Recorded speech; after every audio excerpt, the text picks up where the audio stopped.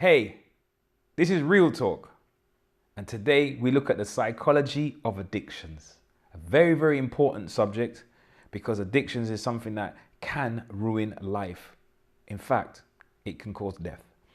So let's go in slowly. First of all, we want to look at what addiction is. It's like a compulsive or excessive and a difficult to manage habit. Something that a behavior that initially starts out as pleasurable, usually related to a substance or other type of behavior, usually starts out as pleasurable, but as time proceeds, life becomes unmanageable. It can start to determine and dictate a person's life. Now, the reason why I say other is because most addictions that we're acquainted with, alcohol addiction, substance addiction, they tend to be what we call chemical addictions because it's a particular product that the person is taking in. However, obsessive behavior, compulsive type, being obsessed with a particular thing and feeling compelled to act out this type of behavior, it can also be related to non-chemical. And when we talk about non-chemical, we have things like, for example, gambling, or we have what's arising now is a pornography addiction. We know that gambling is part of is classified in a DSM, gambling addiction. This behavior can be addictive. It's in a DSM. This is like the Bible for psychiatry of giving how to diagnose people. Professionals use them to diagnose people with various psychiatric disorders. So gambling addiction is a non-chemical part of the DSM.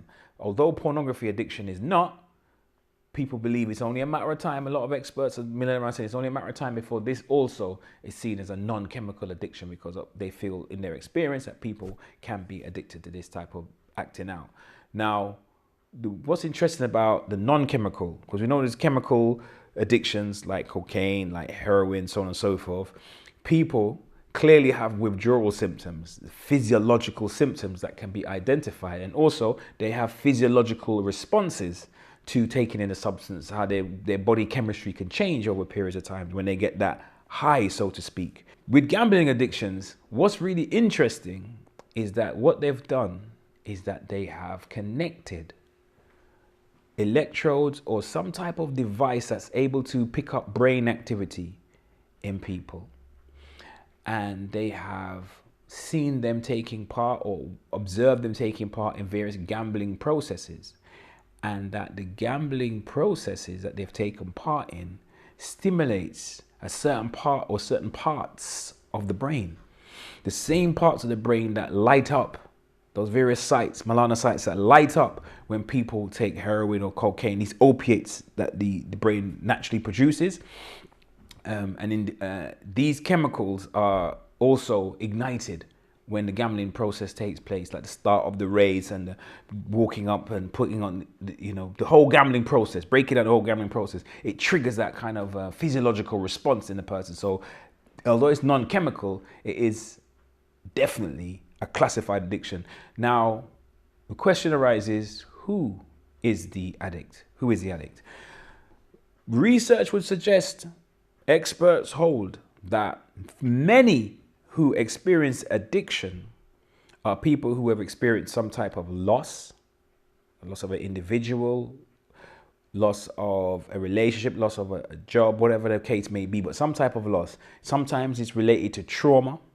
Sometimes it's related to sexual abuse. Sometimes it's related to neglect. It can be anything that has troubled an individual and they carry this in their psyche.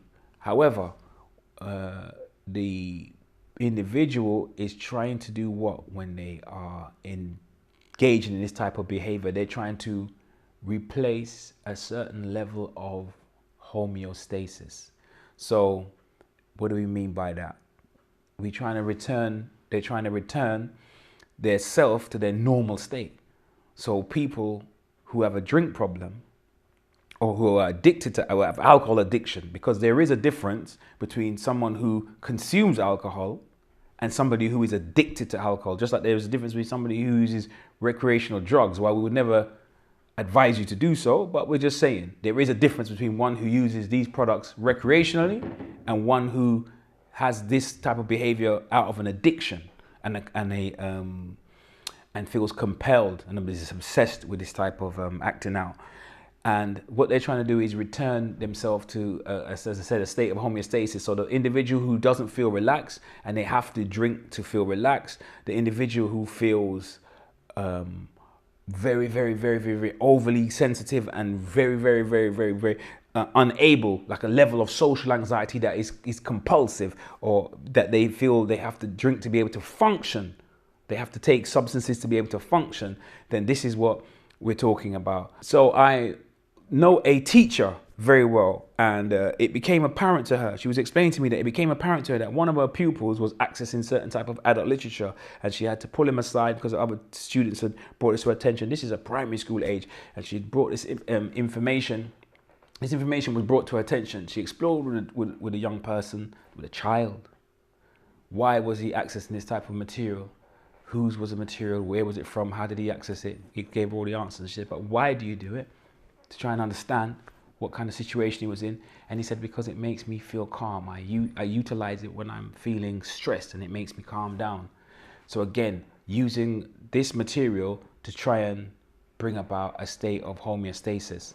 Now, there are a number of treatment models for addiction. One of the most important things to bear in mind is that addiction is dealing with like a compulsive behavior. So what the therapist, if it's talking therapy that the person is going through, what they are trying to do is to try and increase a person's frustration tolerance, or you should say low frustration tolerance, because oftentimes the addiction cycle of craving, of taking the product, of crashing, of withdrawal is a bit of a cycle. And it's that part of the cycle of when the craving, or what they use in street language as fiending for the product, when that takes place, if one is able to tolerate that part of the cycle, then that is the most vulnerable part of the cycle. Then they're able to not use, and so the cycle continues. And so the less the person uses the product, and the time that goes past where they don't use, it increases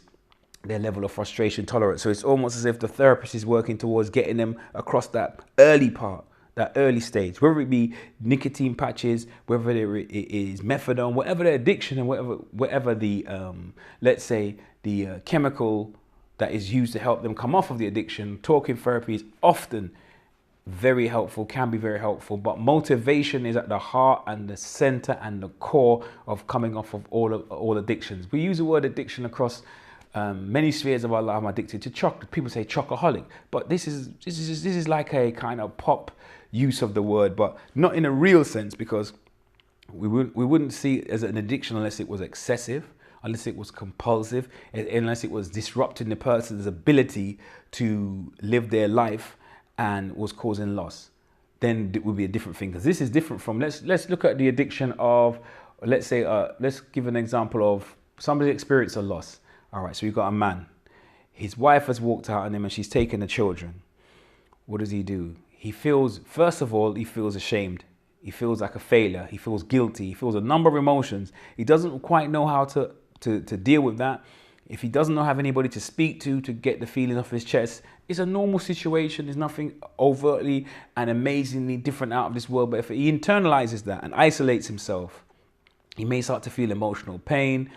He might start to feel depressed.